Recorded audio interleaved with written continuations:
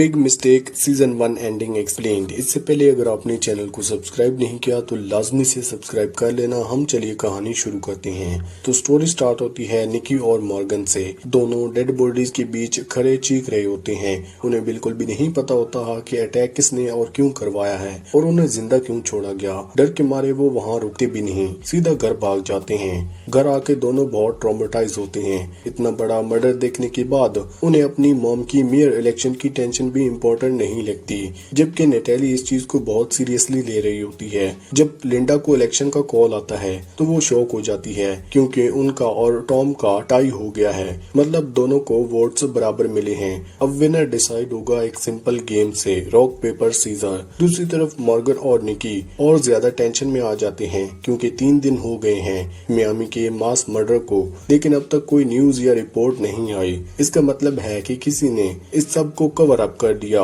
अब उन्हें डर है या तो कोई उन्हें मारने आएगा या फिर किसी ने जानबूझकर उन्हें जिंदा छोड़ा है किसी बड़े प्लान के लिए। दोनों सिचुएशन क्रेजी हैं। वो नॉर्मल लाइफ में वापस आने की कोशिश करते हैं लेकिन सब कुछ बदल चुका होता है। निकी अब ऑफिशियली चर्च छोड़ रहा होता है। तारिक उसका शुक्रिया अदा करता है क्योंकि उसने हैकर फॉर चर्च के थ्रू उसका पैसा वापस दिलवाया था, लेकिन निकी गिल्ट फील करता है और सच बोल देता है। वो बताता है कि hacker for church actually fake था। पैसा वापस लाने के लिए उसने दोबारा आइवन के साथ काम किया जो इलीगल कोकेन स्मगलिंग कर रहा था। फिर वो ये भी बताता है कि आइवन और उसके बाकी लोग मियामी में मार दिए गए हैं। ये सब सुनकर तारिक शॉक हो जाता है और क्लियरली अपसेट हो जाता है। मॉर्गन अपनी नॉर्मल लाइफ और अपने बॉयफ्रेंड मैक्स के साथ फीलिंग वापस लाने की कोशिश करती है, लेकिन जब उसका पुराना फिलिप फोन रिंग करता है वो इतनी पैनिक हो जाती है कि गलती से कार रिवर्स करके मैक्स को ही टक्कर मार देती है।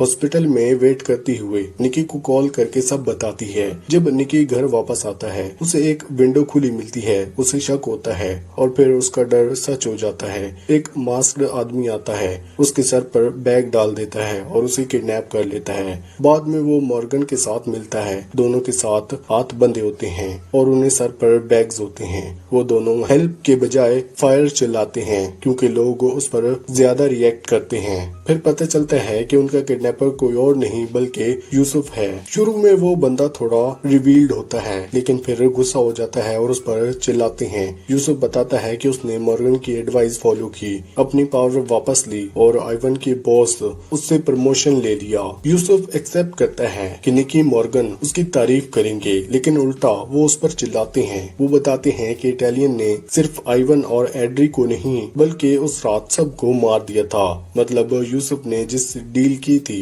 वो बहुत डेंजरस लोग हैं। वो उसे स्नैच मर्डर कह सकते हैं। तभी अचानक इटालियन माफिया के 3 लोग वहाँ आ जाते हैं। वो निकी से एक इम्पोर्टेंट सवाल पूछते हैं, मियामी में वो 5 मिनट में क्या हुआ जब तुम फिलिप के साथ बाथरूम में थे? उन 5 मिनट में एक्चुअली ये हुआ था। फिलिप निकी के करीब आता है लेकिन निकी उसे मना कर देता है। फिर फिलिप उससे रिक्वेस्ट करता है ये बात सीक्रेट रखे क्योंकि किसी को नहीं पता कि वो गे है। निकी एक पोस्टर होने के नाते उसकी रिस्पेक्ट करता है और उसका सीक्रेट रखना चाहता है। जब इटालियन उसे सच बताने कहते हैं निकी मना कर देता है। वो कहता है कि ये फिलिप की पर्सनल लाइफ का मैटर है, इसका माफिया या फैमिली से कोई लेना देना नहीं। तब इटालियन यूसुफ को गन देते हैं और कहते हैं कि 10 सेकंड में शूट करो, वरना यूसुफ ट्राई करता है लेकिन वो निकी को शूट नहीं कर पाता।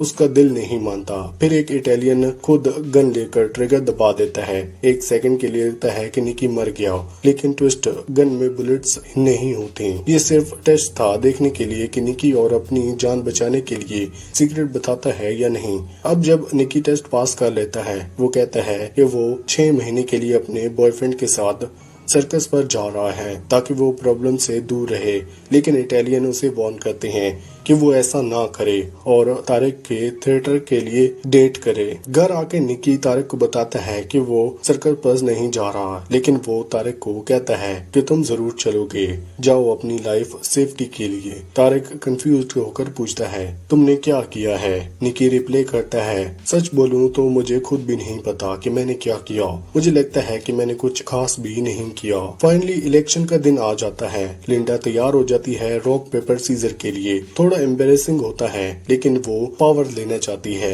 उसके साथ उसकी फैमिली भी होती है।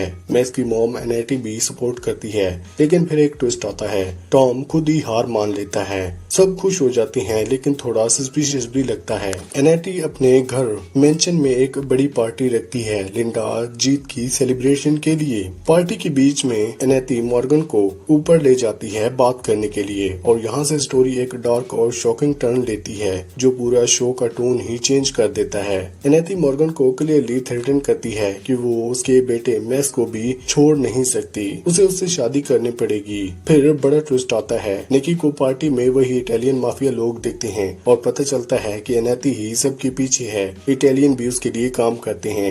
एनेटी प्रूव करती है कि उसे मियामी वाली सब सच्चाई पता है। वो मॉर्गन को एक नेकलेस देती है जो पहले चोरी हुआ था और कहती है कि ये उसकी एंगेजमेंट गिफ्ट है, मतलब वो ऑफिशियली फैमिली का हिस्सा है। फिर वो मॉर्गन को स्ट्रॉन्ग वार्निंग देती है, अगर उसने मैक्स को हर्ट किया या कुछ गलत किया तो वो उसे मार देगी। एंड में मॉर्गन और निकी को समझ आ जाता है कि सब कुछ एनेटी ने किया हुआ है। फाइनल सीन में सब एक हैप्पी फैमिली फोटो लेते हैं, लेकिन निकी कहता है मुझे लगता है कि हम हेल में हैं, मतलब एंडिंग डार्क है। बाहर से सब परफेक्ट लग रहा है, लेकिन अंदर सब डेंजरस और कंट्रोल में है। इसी के साथ ये सीजन यहीं पर एंड होता है। वीडियो अच्छी लगी तो वीडियो को लाइक करके चैनल को सब्सक्राइब लाजमी करना। Thanks for watching.